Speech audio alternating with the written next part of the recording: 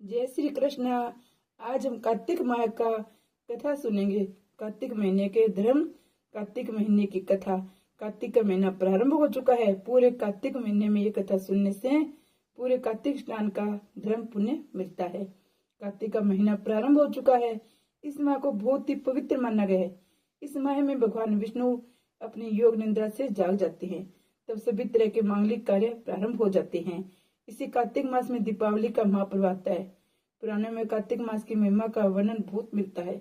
इस माह में दीप दान, स्नान, विष्णु पूजा, तुलसी पूजा के साथ ही पौराणिक कथा सुनने का बहुत ही खास महत्व माना जाता है। तुम कार्तिक मास की कथा सुनेंगे। जय श्री कृष्ण भगवान की जय। एक नगर में एक ब्राह्मण दंपति रहते थे। वे दोनों प्रतिदिन 7 कोस दूर गंगा और यमुना नदी में स्नान करने जाते थे। इतनी दूर आने जाने से ब्राह्मण की पत्नी थक जाती थी। एक दिन उसने अपने पति से कहा, हमारा एक पुत्र होता तो कितना अच्छा होता। पुत्र की बहू आती तो मैं घर वापस जाने पर खाना बना हुआ मिलता। बहू घर का काम भी कर देती और सारा काम किया हुआ मिलता। बहू घर का काम करती, अपनी सेवा करती तो बहुत ही अच्छा लगता। ब्राह्मण अपनी पत्नी की बात सुनकर कहा कि तूने बात तो सही कही है, चल मैं तेली भूल ला देता हूँ। ब्राह्मण ने कहा, एक पोटली में आटा डालकर कुछ मोहरे रख दो। ब्राह्मण के अनुसार उसने पोटली बांध कर दे दी। पोटली लेकर ब्राह्मण चला गया। ब्राह्मण सफर के दौरान यमुना के किनारे बहुत ही सुंदर लड़कियां दिखाई दी। वे रेत में घर बनाकर खेल रही थी। उनमें से एक लड़की ने कहा कि मैं अपना घर नहीं बिगाड़ूंगी, मुझे तो रहने के लिए घर चाहिए। लड़की की बात सुनकर ब्राह्मण मन ही मन सोचने लगा, बहू बनाने के लिए ये लड़की बहुत ही उचित है। जब वह लड़की घर जाने लगी तो ब्राह्मण भी उसके पीछे पीछे उसके घर तक चला गया। वहां जाकर ब्राह्मण ने उस लड़की से कहा, बेटी कार्तिक मास चल रहा है, इसलिए मैं किसी के घर का खाना नहीं खाता। मैं अपने साथ आटा लेकर आया हूँ। तुम अपनी माता से पूछो, क्या वे मेरे लिए आटा छान कर मेरी 4 रोटी बना देगी। यदि मेरा आटा छान कर रोटी बनाएगी तो मैं रोटी खा लूंगा। लड़की ने जाकर अपनी माँ से ये सारी बात बताई।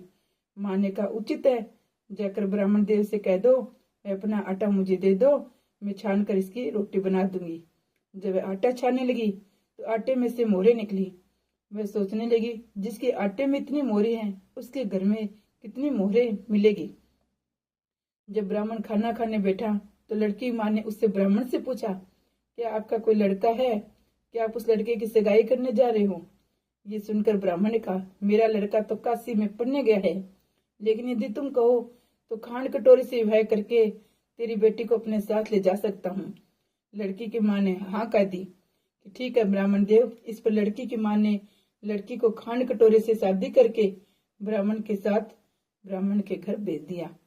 ब्राह्मण ने घर आकर कहा, रामू की माँ दरवाजा खोलकर देख, मैं तेरे लिए बहू लेकर आया हूँ। ब्राह्मण की पत्नी भीतर से बोली, हमारे तो कोई बेटा बेटी है ही नहीं, तो बहू कहाँ से आई? दुनिया ताने मारती थी, अब आप भी मुझे ताने मारने लग गए हो। ब्राह्मण ने कहा, तो दरवाजा खोलकर तो देख। जब ब्राह्मण ने दरवाजा खोला तो सामने बहू खड़ी को देखा। उसने बहू का स्वागत किया, आदर सत्कार के साथ बहू को अंदर ले आई। अब वह ब्राह्मण अपनी पत्नी के साथ नदी स्नान करने जाता तो पीछे से बहू घर का सारा काम करके खाना बनाकर रखती थी। वे उनके कपड़े धोती, रात को हाथ पैर भी दबाती थी। इस तरह बहुत दिन बीत गए। ब्राह्मण ने अपने बहू से कहा, बहू कभी भी चूल्हे की आग मत बुझने देना, मटके का पानी खत्म मत होने देना। परंतु एक दिन चूल्हे की आग बुझ गई। ये देखकर बहू घबरा गई, भागी भागी अपने पड़ोसन के घर गई। कहा कि मेरे चूल्हे में आग खत्म हो गई है तो मुझे थोड़ी आग चाहिए। मेरे सास ससुर सुबह 5 बजे से गंगा नहाने गए हैं, वे थके हुए घर आएंगे, इसलिए मुझे उसके लिए खाना बनाना है। ये सुनकर पड़ोसी ने कहा कि तू बावली है, तुझे दोनों मिलाकर पागल बना रहे हैं। इनके कोई पुत्र है नहीं, ये निसंतान है। बहू ने कहा, नहीं ऐसा मत कहो, इनका बेटा तो बनारस काशी में पढ़ने गया हुआ है, मुझे सब मालूम है। इस पर पड़ोसी ने कहा, ये तुझे झूठ बोल रहे हैं, मेरी बात मान, इनके कोई बेटा नहीं है। अब बहू पड़ोसन की बातों में आ गई, कहने लगी, आप ही बताओ मैं क्या करूं। पड़ोसन ने कहा, करना क्या है, जब तुम्हारे सास ससुर घर आए जली हुई रोटियां बना कर देना, बिना नमक की दाल बना कर देना, खीर की कड़छी दाल में, दाल की कड़छी खीर में मिला देना। पड़ोसन ने उसे अच्छे से सिखा पढ़ा दिया। फिर जब उसके सास ससुर घर पे आए तो उसने तो उनका आदर सत्कार किया नहीं, उनके नए कपड़े धोए। जब उसने सास ससुर को खाना दिया तो सास बोली, बहू आज ये रोटियां जली हुई क्यों है, दाल भी अलूनी है। तो बहू ने पलट कर कहा, एक दिन ऐसा खानो ना खा लोगे तो क्या बिगड़ जाएगा तुम्हारा। सास ससुर को खरी खोटी सुनाकर वह फिर से पड़ोसन के पास गई। बोली कि अब आगे क्या करना है। पड़ोसन ने कहा, अब तुम सातों कोठों की चाबी मांग लेना। अगले दिन जब गंगा स्नान करने के लिए गए तो बहू अड़ गई कि मुझे सातों कोठों की चाबी चाहिए। तो ससुर ने कहा, इसे चाबी दे दो। तब सास ने बहू को चाबी दे दी। ससुर के जाने के बाद जब बहू ने दरवाजे खोले तो देखा किसी में अन्न भरा है, किसी में धन भरा है, किसी कोठे में बर्तन पड़े हैं। जब उसने सबसे ऊपर सातवां कोठा खोला तो देखा शिव जी, पार्वती माता, गणेश जी, लक्ष्मी जी, माता जी, पिंपल पथवारी, कार्तिक के ठाकुर जी, राई दामोदर जी, तुलसी जी का बिरला, गंगा यमुना, 33 कोटि के देवी देवता वहीं पे विराजमान है। वहीं पर एक लड़का चंदन की चौकी पर बैठा हुआ माला का जप कर रहा है।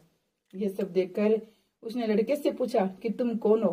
तब लड़का बोला कि मैं तेरा पति हूँ, अभी दरवाजा बंद कर दो, जब मेरे माता पिता आएंगे तब दरवाजा खोलना। ये सब देखकर मैं बहू बहुत ही खुश हुई। 16 श्रृंगार करके सुंदर वस्त्र पहनकर अपने सास ससुर का इंतजार करने लगी। उसने अपने सास ससुर के लिए अच्छे अच्छे पकवान बनाए। जब उसके सास ससुर घर आए तो उसने उनका आदर सत्कार किया, प्रेम पूर्वक खाना खिलाया, हाथ पैर दबाने लगी। दबाते दबाते बहू ने कहा, माँ आप इतनी दूर गंगा यमुना स्नान करने के लिए जाती हो तो आप थक जाती हो, इसलिए आप घर पर ही स्नान क्यों नहीं कर लेती। ये सुनकर सास कहने लगी, बेटी गंगा यमुना घर पर तो नहीं बहती है। तब उसने कहा, माँ जी बहती है, चलो मैं आपको दिखाती हूँ। जब बहू ने सातवां खोटा खोलकर दिखाया तो उसमें शिव जी, पार्वती, गणेश जी, लक्ष्मी जी, पिंपल पथवारी, कार्तिक के ठाकुर जी, राई दामोदर जी सब वहां पर बैठे थे।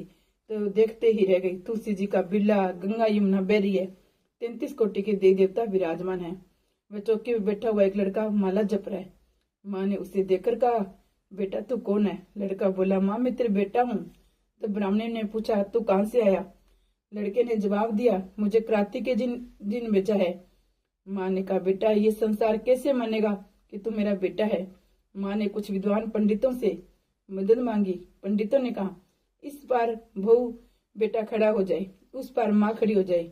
माँ ने चमड़े की अंगियां पहनी और छाती में से दूध की धार निकलकर बेटे की दाढ़ी मूछ भीगे, पवन पानी से गंठजोड़ा बंधे तो मानेंगे कि इसी माँ का बेटा है। उसने ऐसा ही किया। चमड़े की अंगियां फट गई, छाती में से दूध की धारा निकलकर बेटे की दाढ़ी मूछ भी गई, पवन पानी से बहू बेटे का गंठजोड़ा बंध गया। ये सब देखकर ब्राह्मण और उसकी पत्नी की खुशी का ठिकाना न रहा। ये थी कार्तिक मास की कथा। हे कार्तिक के ठाकुर जी, जैसे ब्राह्मण और ब्राह्मणी को बहू बेटा दिया वैसा सबको देना। कार्तिक मास की कथा कहने सुनने उकारा बनने वाले पे सब पर कृपा करते हैं। जय ठाकुर जी महाराज की जय। जय कार्तिक मास की जय।